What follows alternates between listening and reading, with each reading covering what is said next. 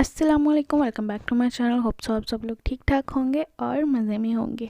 आज मैं आपके लिए बहुत ही मज़ेदार वेजिटेबल राइस की रेसिपी लेके आई हूँ। बहुत ही मज़े की है। आप बहुत जल्द इसको बनाकर मेहमानों के सामने पेश कर सकते हैं, इंजॉय कर सकते हैं।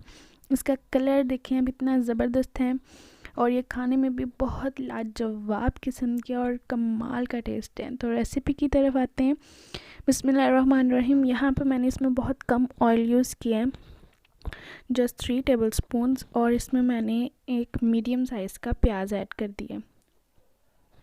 प्याज ऐड करके आपने इसको अच्छे से मिक्स विक्स कर लेना है। मैंने आपको पहले भी एक वीडियो में बताया था कि जब भी आप प्याज ऐड करते हो तो उसको ब्राउन करना लाजमी होता है, क्योंकि इससे हंडिया का कलर जो है वो बहुत अच्छा आता है। उसमें मैंने 1 टेबल स्पून अदरक लहसुन का पेस्ट ऐड कर दिया है। अदरक लहसुन का बहुत अच्छा टेस्ट आता है और ये बहुत मज़े की होती है, और इसको आपने अच्छे से भून लेना है ताकि कच्चा इसमें टेस्ट ना आए।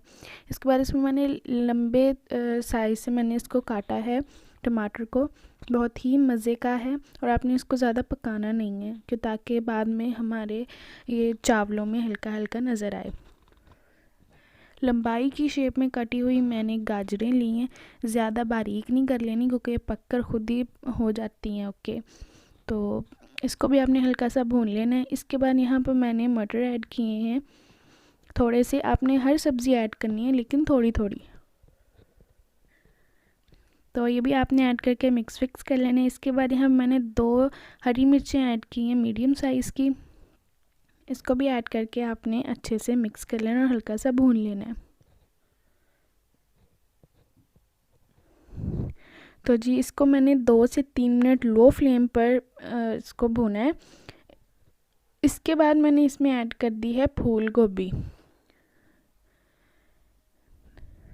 ये भी मैंने थोड़ी सी ऐड की है क्योंकि सब्जियां सभी ऐड करें लेकिन थोड़ी ऐड करें। तो इसको आपने अच्छे से मिक्स कर लेना है और बिल्कुल लो फ्लेम पे इसको भून लेना है ताकि सब्जियां जो हैं पहले से ही बहुत ज़्यादा गल ना जाएं, क्योंकि ये राइस में नज़र आनी चाहिए।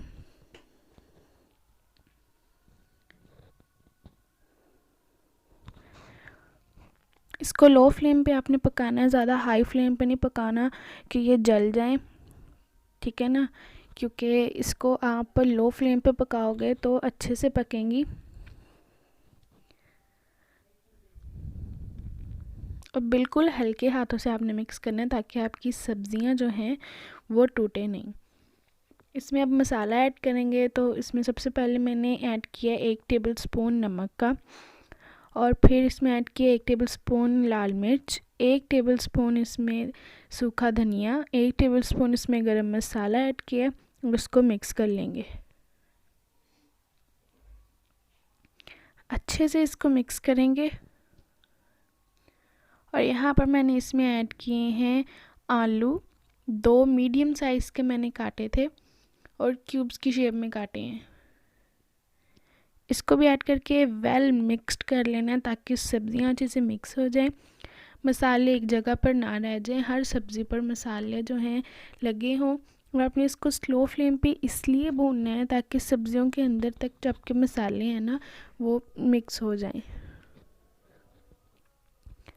तो जी इसको अच्छे से हम मिक्स कर रहे हैं और लो फ्लेम पर। और ऑयल बहुत कम इसमें यूज़ किया है, आप इसमें ज़्यादा भी यूज़ कर सकते हैं बट ये ऑयल कम में भी बन जाते हैं। तो यहाँ पर मैंने 2 ग्लास इसमें पानी ऐड किए हैं।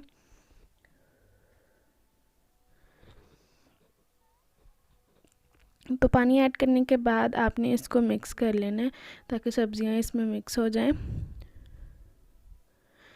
मिक्स करने के बाद इसको आपने ढाँप कर रख देना है और तब तक रखना है जब तक कि अच्छे से पानी गर्म ना हो जाए।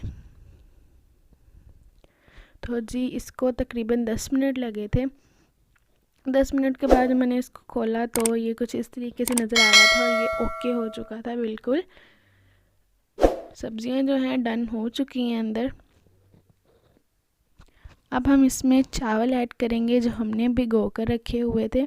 जब आप भिगोकर स्टार्ट करने से पहले ही चावल भिगो कर रख देते हैं ना तो पानी कम यूज़ होता है, तो मैंने भी इसी तरीके से किया और पानी इसमें कम यूज़ किया है।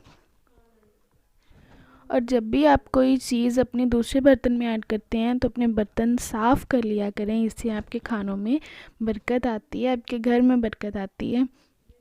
तो चावल ऐड करने के बाद आपने इसको अच्छे से मिक्स कर देना है और इसको ढाँप कर आपने रख देना है जब तक इसका पानी खुश्क नहीं हो जाता है। जब पानी खुश्क हो जाएगा फिर हम इसको दम लगाएंगे और इसको आपने तकरीबन लो टू मीडियम फ्लेम पे आपने इसको पका लेना है, ठीक है ना, कि हल्का हल्का इसमें से पानी खुश्क हो जाए। तो ये देखें फ़िलहाल सिर्फ इतना पानी इसका हुआ है, ज़्यादा खुश्क नहीं हुआ है। इसको हम एक दफ़ा मिक्स कर लेंगे और आप देख सकते हैं सब्जियां इसमें नज़र आ रही हैं। तो इसको ढाँप कर रख देंगे और इसको पानी खुश्क होने देंगे। तो यहाँ पर पानी जो है थोड़ा थोड़ा रह गया है, तकरीबन खुश्क हो चुका है। तो जब आप इसको दम लगाते हैं ना तो उससे पहले एक दफ़ा इसको आप हिला ज़रूर लिया करें, ताकि जब आप दम लगाएं तो ये ना हो नीचे सारे राइस जो हैं आपके जल जाएं। तो इसको हम दम थोड़ा डिफरेंट तरीके से लगाएंगे क्योंकि this is a veg pulao. तो इसके ऊपर शिमला मिर्च मैं ऐड कर रही हूँ और ये इसलिए अब ऐड कर रही हूँ क्योंकि बहुत जल्दी पक जाती हैं और फिर इसका टेस्ट ठीक नहीं आता, इसलिए अब हम इसको दम में पकाएंगे और ये दम में ओके हो जाएंगी बिल्कुल। तो ये शिमला मिर्च ऊपर ऐड कर दी है। इसके बाद यहाँ पर मैंने धनिया ऐड किया है। धनिया के बगैर आपकी हर हंडिया जो होती है ना वो अधूरी होती है। और यहाँ पर मैंने इसमें ऐड किया है ऑरेंज कलर, बिल्कुल थोड़ा सा। इससे क्या होता है, जो आपके राइस के कलर है और लुक है बहुत खूबसूरत आती है और देखने वाला भी अट्रैक्ट होता है। अगर ना भी किसी ने खाना हो वो खा लेता है। इसके ऊपर मैंने लेमन लगाए हैं, एक लेमन मैंने काट कर लगा दिया है। इसके ऊपर मैंने काली मिर्च डाली है क्योंकि हमने पहले मसाले नहीं डाले थे, वो इसलिए कि हमारे पुलाव का कलर जो है वो ख़राब ना हो। इसके बाद मैंने इसको ढाँप दिए, अच्छे से साइड से कवर कर देना है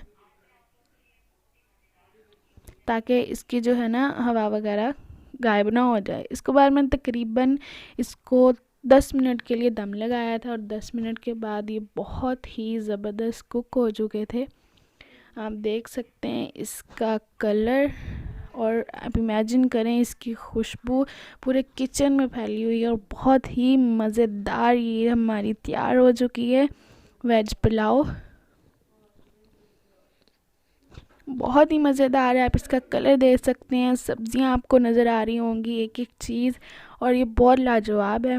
आपने घर पर मेरी ये रेसिपी ज़रूर ट्राई करनी है और मुझे कमेंट सेक्शन में ज़रूर बताया करें कि आपने ये रेसिपी ट्राई की है और ये कैसी बनी है। और अगर आप मेरे चैनल पर न्यू हो तो प्लीज़ मेरे चैनल को ज़रूर सब्सक्राइब कर दीजिएगा, बेल आइकन का बटन ज़रूर दबा दीजिएगा। अपना ढेर सारा ख्याल रखिएगा, दुआओं में याद रखिएगा। अल्लाह हाफिज़ एंड टेक केयर।